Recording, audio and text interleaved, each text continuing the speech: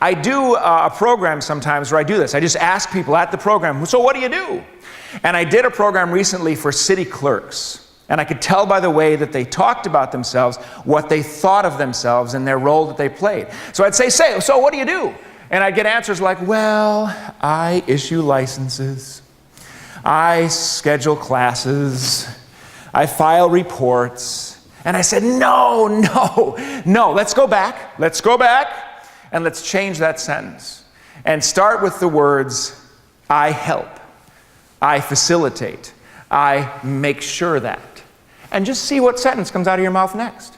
And that's when I started to get sentences like, I help people facilitate and get through the super complicated licensing process.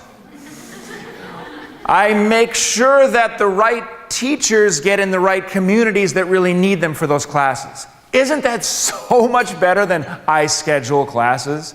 You're part of a bigger picture then. I worked with another group of activities directors for senior care centers. Now, they really clearly have a very, very important job, but they still didn't necessarily think of themselves that way. I'd say, what do you do? And they'd say, well, I schedule activities for seniors.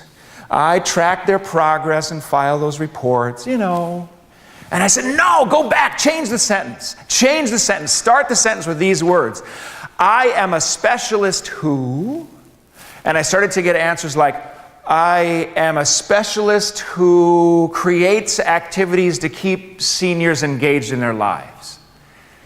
They change the words and they change the way they think about what they do. Change the words and you change the way you think. Change the way you think, you change the way you act.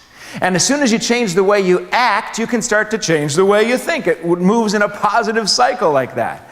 Every actor will know this. You might get cast as the king, and you think, I'm not a king. You start acting like a king, though, and then you start thinking like a king. It's amazing how that works.